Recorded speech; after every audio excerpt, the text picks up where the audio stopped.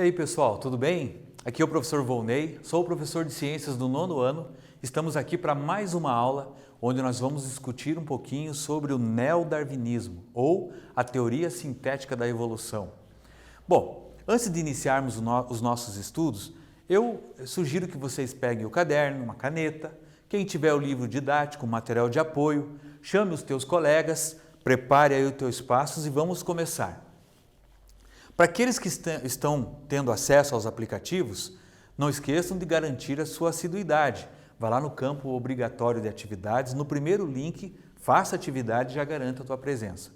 Agora, para aqueles que ainda não estão acessando os aplicativos, gente, é muito fácil, é muito simples, não fiquem fora desse processo.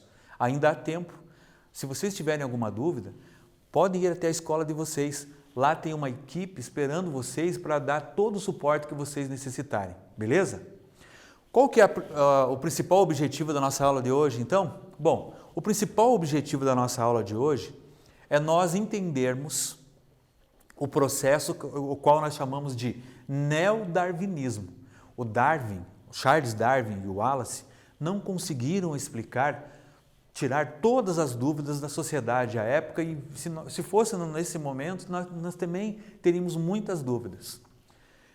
Com outros conhecimentos que foram construídos à época de Darwin e que vieram sendo construídos depois também, nós chegamos a algumas conclusões e para não descartar os estudos realizados por Darwin, porque eles foram fundamentais, nós chamamos então isso de teoria sintética da evolução ou neodarwinismo, ou seja, o novo darwinismo, mas agora com respostas aquelas que o Darwin não conseguiu à época respondê-las. Beleza? Vou iniciar a minha aula falando novamente da ciência como construção humana. Trouxe hoje aqui para vocês a Katherine Johnson. Ela nasceu em 1918 e eu trouxe ela hoje porque infelizmente é uma homenagem, né?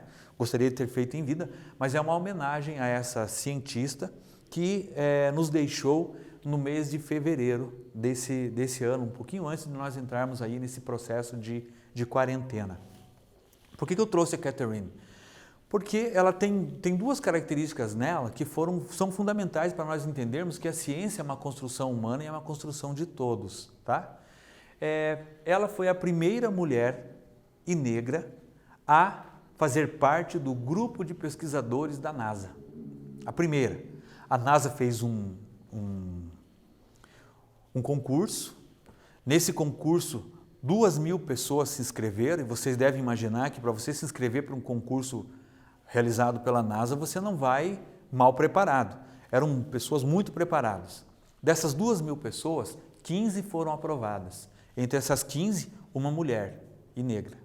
A pessoa era a Katherine Johnson. Eu digo negra porque a mulher, até um tempo atrás, não era permitido que as mulheres frequentassem as universidades. E mesmo quando autorizaram as mulheres brancas, de pele branca. Então as mulheres negras tiveram uma oportunidade de entrar na academia muito depois das mulheres brancas. Né? Condições que nós vemos na história que hoje nós não podemos admitir a ciência participar dessas exclusões sociais. A ciência deve ser encarada como uma construção humana e de todos e para todos. Mais uma contribuição da Katherine, ela não entrou simplesmente para a NASA. Ela foi a responsável por fornecer dados finais necessários para a missão que levou o astronauta John Glenn a orbitar a Terra pela primeira vez em 1962. E detalhe, a Katherine, ela fez os cálculos matemáticos à mão. Naquela época não existiam os computadores que nós temos hoje. Eram feitos cálculos manuais e ela fez esses cálculos que subsidiou a expedição do John Glenn. Beleza? Fica aí para vocês a dica, conhecer um pouquinho mais sobre essa pesquisadora aí. Mas vamos lá, vamos relembrar um pouquinho. Charles Darwin, Wallace. Charles Darwin, Wallace. O que esses dois propuseram? Quais foram as conclusões? Vocês estão lembrados? Primeiro, que os seres vivos não são imutáveis, ou seja, que os seres vivos passam por transformações. Segundo, que podem apresentar variações.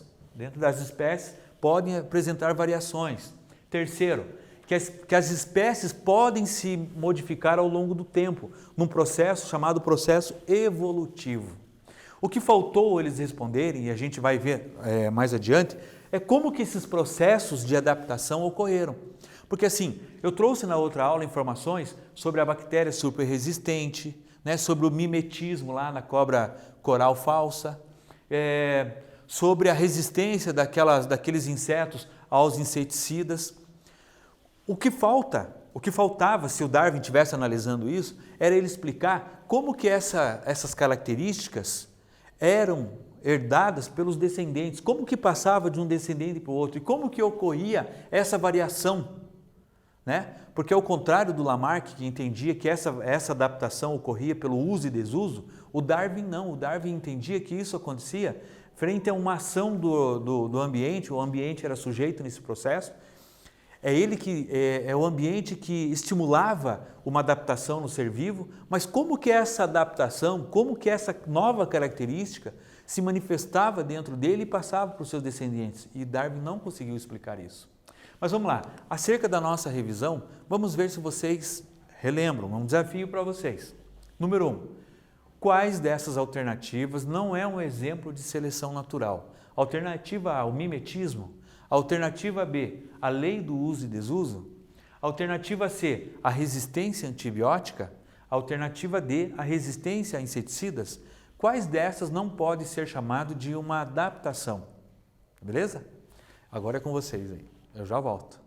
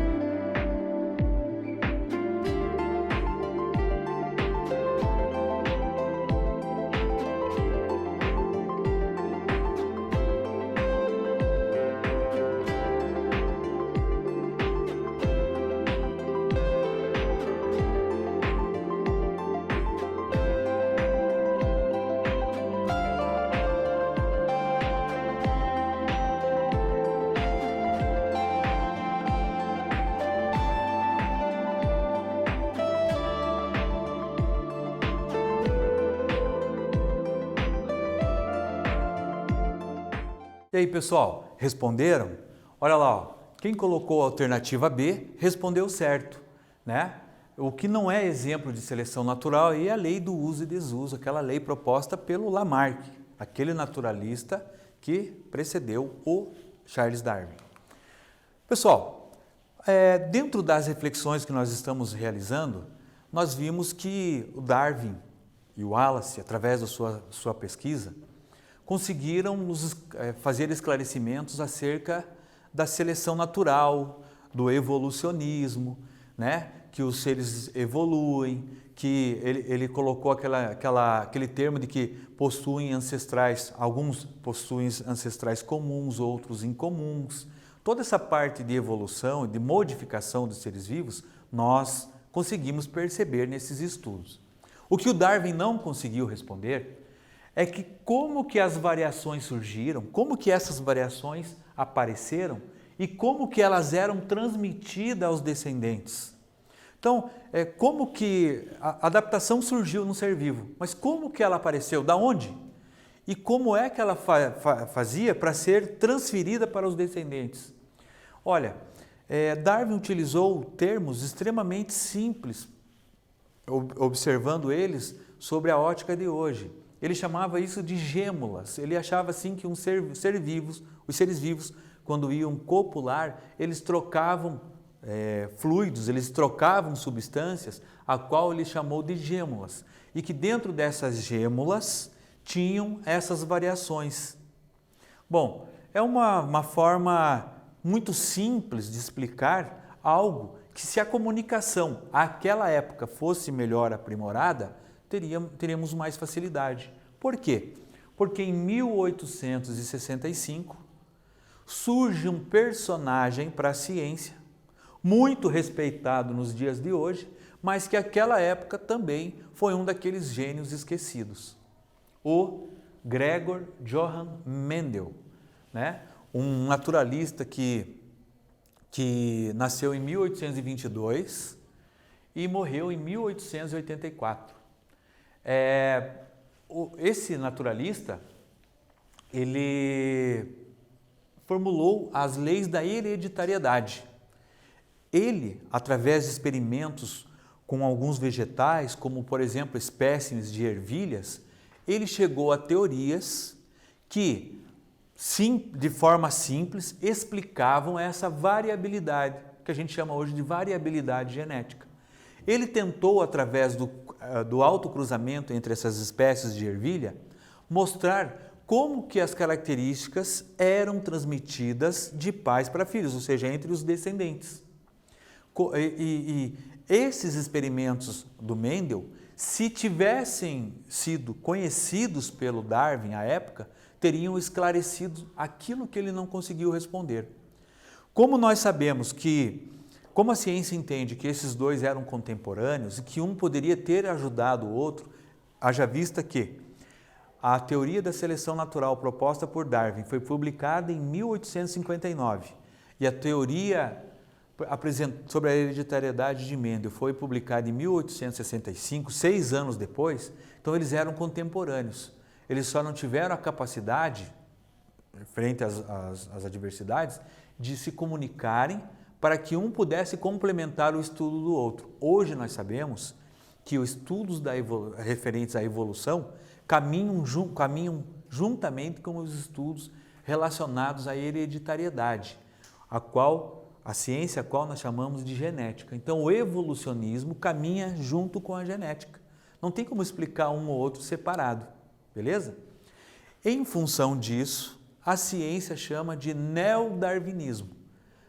A área da ciência que utiliza os conhecimentos do Darwin e explica aquilo que o Darwin não explicou, utilizando os conhecimentos que foram anteriormente dedicados por Mendel. Então vamos lá. Aquela questão das gêmulas, aquela questão da troca de fluidos, a gente responde de outra forma. Eu não posso entrar muito a fundo nesse assunto, porque nós vamos ter outras aulas, as aulas posteriores, onde nós vamos falar só sobre isso. A gente vai falar sobre genética molecular. Antes disso, eu quero que vocês entendam assim. Para que aconteça uma variação dentro de uma espécie, para que uma espécie ganhe características novas, é necessário uma alteração genética. É uma alteração dentro dos genes que vai provocar uma variação naquele indivíduo, cujo esse indivíduo terá a capacidade de manifestar aos seus descendentes e tornar aquela espécie variável. Então, é uma alteração genética, beleza? Essa alteração nos genes, ela poderá acontecer de duas formas. Duas formas, guardem por favor esses dois nomes. Ou ela vai acontecer por mutação, ou ela vai acontecer por recombinação. Mutação é algum efeito externo, geralmente é algum efeito externo, que provocou dentro dos genes uma alteração. Lá dentro do DNA das células, houve uma alteração provocada por efeitos mutagênicos, efeitos externos. A gente chama isso de mutação. Então, eu sou um indivíduo aqui, com as características que eu apresento, e em determinado momento eu começo a apresentar outras características que não estavam programadas no meu DNA. Normalmente, isso acontece porque eu sofri uma mutação.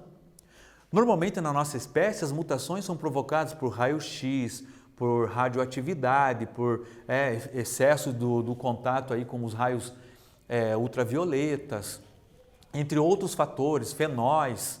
E geralmente, essas mutações são geralmente responsáveis pelos diversos tipos de cânceres que nós temos. Eu falei agora dos raios ultravioleta. São a intensidade dos raios ultravioletas em contato com a nossa pele que vai provocar uma mutação nas nossas células epiteliais, lá no aspecto genético, e que vão ser responsáveis, por exemplo, pelo câncer de pele. Então, nem sempre uma mutação, já desmistificando, nem sempre uma mutação no gene provoca uma coisa satisfatória, mas uma variação, uma alteração naquela espécie, ela só é provocada por isso. Primeiro, por uma mutação e segundo, por uma recombinação gênica ou recombinação genética. O que é uma recombinação genética? Uma recombinação genética é um processo natural.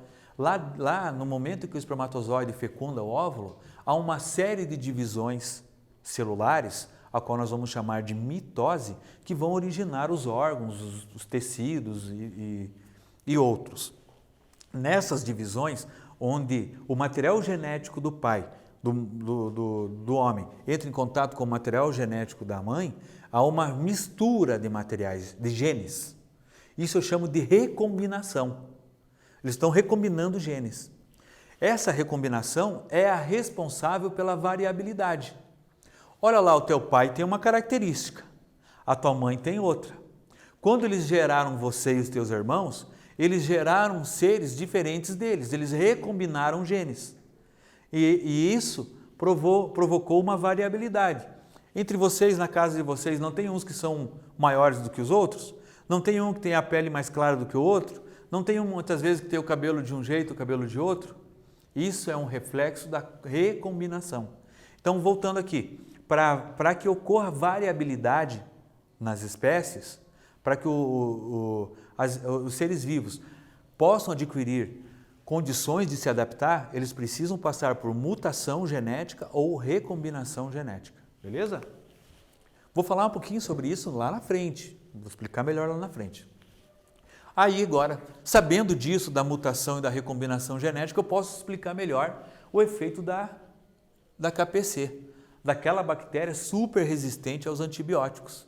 Porque lá, eu falei anteriormente que essa bactéria ela se adaptou. Ela passava pelo excesso de antibióticos, fizeram ela se tornar super resistente e hoje ela é uma bactéria super perigosa lá no ambiente hospitalar, assim como a Marsa. Então, hoje eu explico assim, agora observando o neodarwinismo, eu explico assim. Uma bactéria era sensível a um antibiótico e passou a ser resistente. Mas não é porque ela foi se acostumando com o antibiótico, agora ela ganhou uma resistência. Não, pessoal. É porque o próprio antibiótico provocou uma mutação, uma transformação nos genes dessa bactéria. E essa mutação fez ela se tornar super resistente. E essa super resistência que já está intrínseca dela, nos genes dela, ela conseguiu passar para os seus descendentes. É assim que eu explico os processos de adaptação, de seleção natural e de evolução proposto pelo Darwin. Ele não soube explicar isso. Tá? Outra questão aqui, ó. Como que eu explico isso dentro de uma população? Lembrando que população é o nome dado a indivíduos da mesma espécie, férteis, que têm capacidade de se reproduzir. Aqui eu tenho uma população de bactérias, ó. Tem vários tipos de bactérias, umas com uma característica diferente da outra, concordam? Essas bactérias aqui são chamadas de bactérias originais. O que aconteceu?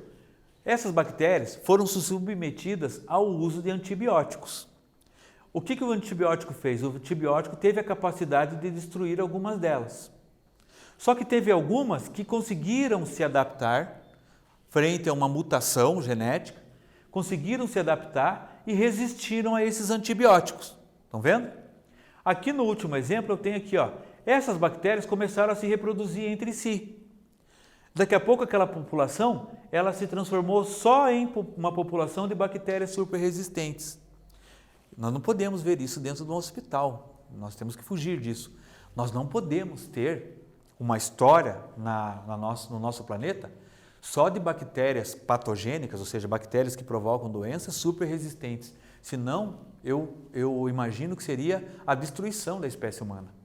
Se nós tivermos um dia, né, a perspectiva de termos só bactérias superresistentes à penicilina, aos antibióticos, nós não temos prognóstico hoje de sucesso para a nossa espécie e outras também. Portanto, o uso indiscriminado de antibióticos é um alerta para que a gente possa desmistificar essa cultura. No Brasil, por exemplo, nós temos aquela cultura de que quando nós vamos ao médico, o médico bom é aquele que nos dá uma receita. O médico bom é aquele que nos dá 2, 3 folhas de medicamento para a gente ir para casa, e muitos desses medicamentos são antibióticos. Nós precisamos dar a condição para o nosso organismo reagir a essa infecção bacteriana. Nós temos que dar condições para o nosso organismo se preparar, né? Porque o excesso desses antibióticos, além de provocar mutações naquelas bactérias que nós temos já dentro do nosso organismo, eles tornam o nosso organismo menos resistente a outros tipos de bactérias que talvez nos visitem. Nós temos na flora intestinal, né, uma série de bactérias que são utilizadas, são aproveitadas para a nossa digestão, que o uso excessivo desses antibióticos provocam mutações nessas bactérias que estão lá na flora intestinal. Então nós podemos estar, né, nós mesmos modificando bactérias que hoje nos ajudam e que amanhã vão se virar contra a gente, provocando as patologias. Pensem nisso, gente. É uma cultura brasileira o uso indiscriminado de antibióticos, de medicamentos. Hoje já está um pouquinho mais restrito. Você, para comprar um antibiótico, você enfrenta inúmeras resistências, né? Há um tempo atrás você comprava antibiótico com mais facilidade. Mas é interessante a gente usar esse costume da não medicalização, né? Outra aqui, ó, agentes mutagênicos. Agentes mutagênicos, como eu já falei agora, são aquelas substâncias como raio-x, radiação ultravioleta, agentes químicos, fenol. Esses agentes externos, em contato com as células, podem provocar modificações genéticas e essas modificações genéticas se transformarem em mutações. Algumas benéficas para adaptação, mas a maioria delas provocadas por esses agentes mutagênicos é patogênica, ou seja, são modificações que vai comprometer a nossa ação vital. A mutação é um fator evolutivo que aumenta a variabilidade genética. A mutação aumenta a variabilidade genética dos seres vivos. Mas ela é pequena. A taxa de mutação nas populações, né, ela é cerca de 1 a cada 100 mil indivíduos. Então não é assim, todos os indivíduos daquela espécie sofreram mutação. Às vezes a perspectiva é de 1 a cada 100 mil. Eu trouxe um exemplo ali sobre a mosca da fruta. A mosca da fruta, antes ela tinha olhos claros e asas. Ela passou por uma mutação no qual os olhos ficaram mais estreitos e vermelhos. Outra mutação que ela sofreu foi ter os olhos mais largos, vermelhos e sem asas. Ou seja, são exemplos da frequência da mutação sobre um determinado ser vivo. Olha as modificações que isso acontece, que isso provoca. Ela tinha asas, hoje ela passou a não ter asas. Então, quais são os benefícios dessa mutação? Nem sempre as mutações trazem benefícios, beleza? Agora é com vocês. Segundo a teoria da seleção natural, a mutação e a recombinação gênica, olha lá, mutação e recombinação gênica, são indispensáveis para o processo evolutivo dos seres vivos. Em que aspecto eles contribuem com a evolução? Alternativa A, reduzindo as espécies menos e mais preparadas? Alternativa B, efetivando a variabilidade genética? C, preparando apenas populações fortes? D, não possuem nenhuma finalidade específica. Pessoal, agora é com vocês, eu já volto.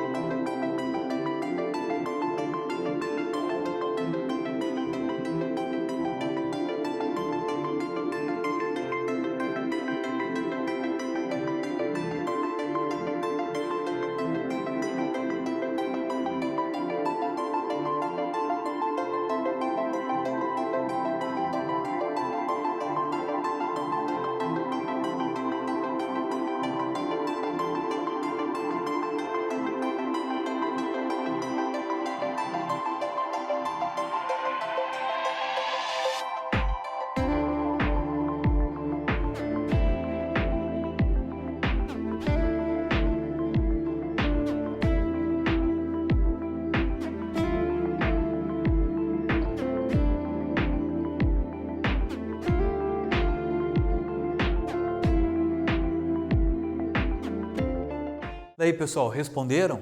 Não esqueçam dos dois termos que eu pedi para vocês guardarem, hein? Mutação, recombinação genética. Tanto a mutação quanto a recombinação genética, elas vão, olha, quem respondeu a alternativa B, elas vão efetivar a variabilidade genética, o que dá condições para que uma espécie possua variabilidade, aquela proposta pelo Darwin, é mutação gênica ou recombinação genética, beleza? Aqui eu trouxe uma imagem sobre a mutação no aspecto molecular, a gente vai discutir mais à frente, né? Lembrando que a mutação vai acontecer lá no gene, lá nos nucleotídeos.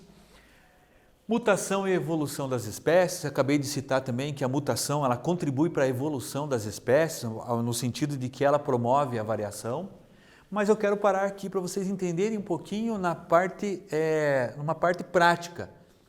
O que a evolução pode provocar, né? O que a mutação pode provocar para a evolução. Então aqui, ó, grosso modo, vamos interpretar esse desenho. Eu tinha besouros, cuja coloração desses besouros eram verdes, certo? E tem um pássaro aqui que identifica longe esses besouros verdes. De longe ele consegue identificar o besourinho verde lá, vai lá e se alimenta desse besouro. Mas esses besouros, esse casal de besouros aqui, passou por um processo de mutação. Pode ser por algum daqueles efeitos mutagênicos, lá, exposição aos raios ultravioletos, raio-x, enfim, passaram por um processo de mutação, no qual os genes que os formam recebeu uma alteração, recebeu uma modificação. Essa modificação promoveu o seguinte: esse casal de besouros, que só originava besouros da coloração verde, passaram a originar também descendentes com a coloração marrom. Aí o que aconteceu?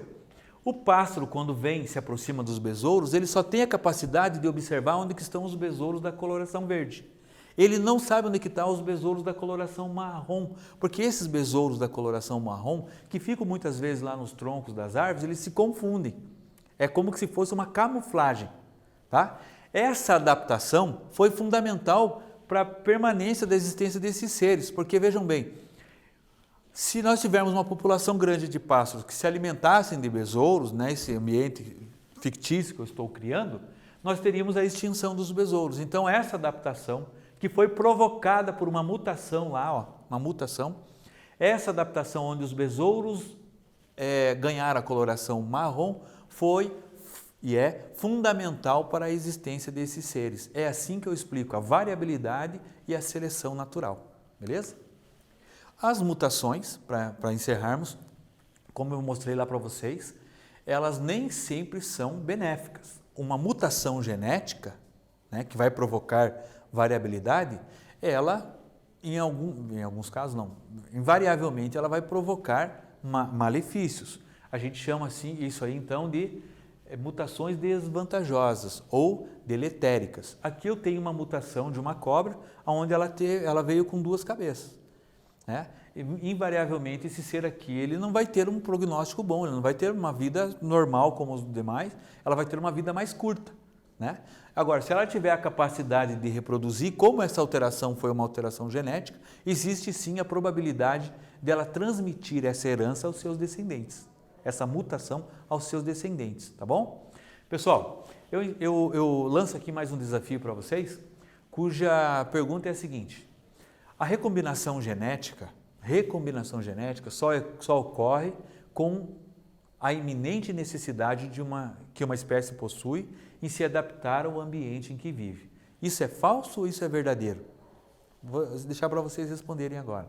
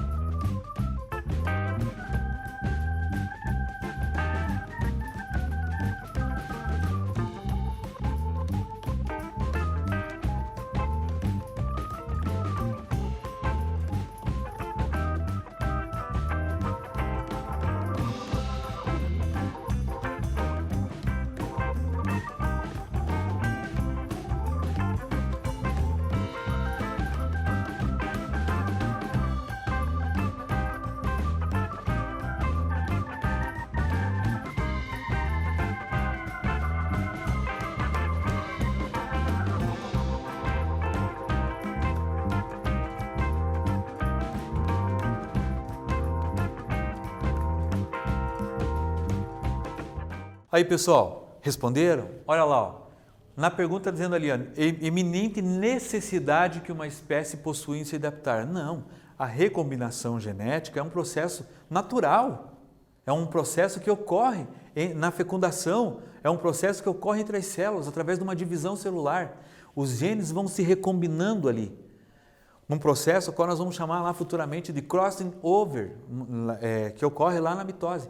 Gente, esse é um processo que invariavelmente ocorre, tá certo? A variabilidade, assim que acontece a fecundação, não é porque o ambiente necessita dessa condição. O ambiente, sim, provoca variabilidade, estimula a acontecer a variabilidade, mas o que vai provocar a recombinação genética é um efeito natural. Beleza? Eu fico por aqui. Na próxima aula eu venho falar sobre adaptações, onde nessas adaptações nós vamos discutir novamente um pouco sobre esses processos de mutação e de recombinação. Beleza, pessoal? Fica aqui o convite para vocês não perderem a próxima aula e não esquecerem que nós falamos sobre o neodarwinismo, a parte da genética introduzida aos conhecimentos anteriormente estimulados pelo naturalista Charles Darwin. Um abraço.